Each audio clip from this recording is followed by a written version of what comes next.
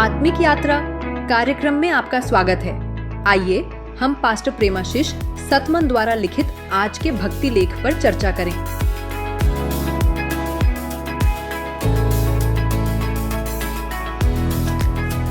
Praise the Lord. Praise the Lord. आज हम pastor प्रेमाशीष सतमन के एक लेख पर बात कर रहे हैं, स्वर्ग के रहस्यों को खोलना। कभी कभी लगता है ना कि जीवन एक पहेली जैसा है। हाँ बिल्कुल, और परमेश्वर की बातें भी कभी कभी रहस्यमयी लग सकती हैं। वही तो सवाल ये उठता है कि क्या स्वर्ग के इन रहस्यों को समझना मुमकिन भी है?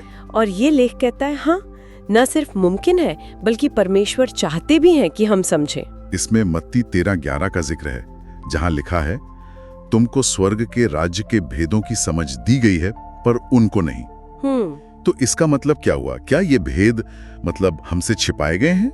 नहीं, लेख के अनुसार तो ऐसा बिल्कुल नहीं है। वो कहता है कि ये हमारे जानने के लिए ही है। अच्छा। और ये विचार कि दिव्य सत्य छिपे नहीं है बल्कि हमारे समझने के लिए खुले हैं, ये अपने आप में एक बहुत महत्वपूर्ण शुरुआती बिंदु है। हाँ, ये हमें सोचने पर मजबूर करता है, बजाय ये मानने के कि कुछ चीजें बस हमारी समझ से परे हैं। बिल्कुल, ये जिज्ञासा जगाता है, खोज करने को उकसाता है। तो फिर इन रहस्यों को खोलने की चाबी क्या है? वो डिकोडर रिंग क्या है जिसकी बात लेख में है?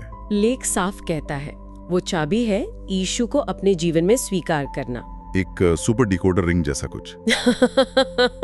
पर ये काम कैसे करता है? क्या ये फौरन हो जाता है? नहीं, यहीं पर बात थोड़ी गहरी हो जाती है।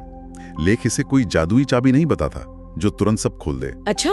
हाँ, ये असल में एक प्रक्रिया की शुरुआत है, और यहीं पर 1 कुरिन्थियों 2:14 का जिक्र आता है। वो क्या कहता है? वो बताता है कि आत्मिक सच्चाइयों को समझने के लिए आत्मिक समझ चाहिए।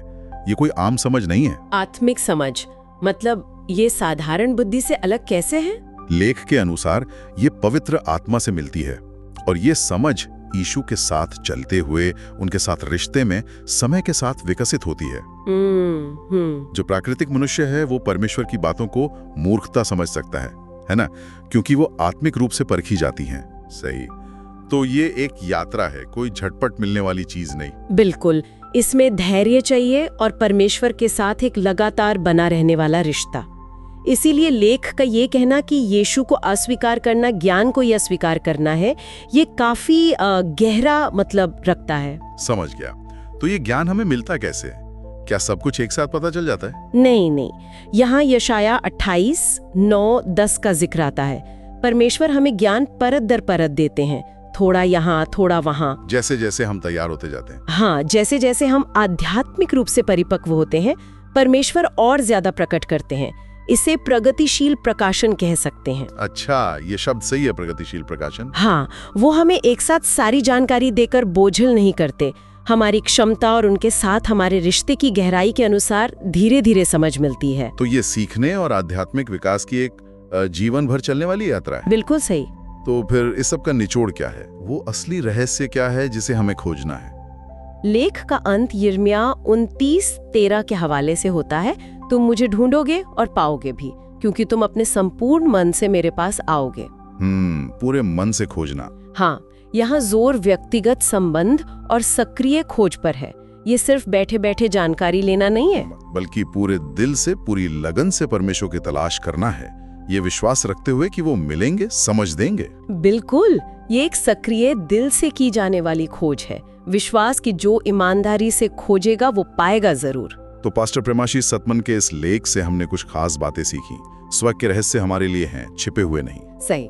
यीशु को जानना ही उन्हें समझने की शुरुआत है। हाँ जी। और ये समझ एक प्रक्रिया है जो समय के साथ और परमेश्वर के साथ हमारे रिश्ते में बढ़ती है। और सबसे जरूरी, हमें पूरे मन से सक्रिय रूप से परमेश्वर को खोजना है। हाँ, और अंत में देखा जाए तो लेख हमें सिर्फ दिमागी तौर पर जानने से आगे बढ़कर एक बदलने वाले रिश्ते की तरफ बढ़ने को कह रहा है। समझ उस रिश्ते का नतीजा है, सिर्फ लक्ष्य नहीं। बिल्कुल। और जाते जाते सबके सोचने के लिए एक बात, अगर समझ वाकई समय के साथ और परमेश्वर के साथ चलने से बढ़ती है, तो आज ऐसा कौन सा एक छोटा सा कदम उठाया जा सकता है जिससे परमेश्वर को और गहराई से जानने की ये यात्रा शुरू हो या जारी रहे? ये सोचने वाली बात है। Praise the Lord. Praise the Lord. आज आत्मिक यात्रा कार्यक्रम को सुनने के लिए धन्यवाद, जहां हम हर दिन परमेश्वर के वचन पर चर्चा करते हैं। अगर आज का कार्यक्रम आपके लिए आशीषकारी रहा हो तो इसे अपने परिवार और मित्रों के व्हाट्सएप ग्रुप में जरूर साझा करें। कल फिर मिलेंगे। धन्यवाद।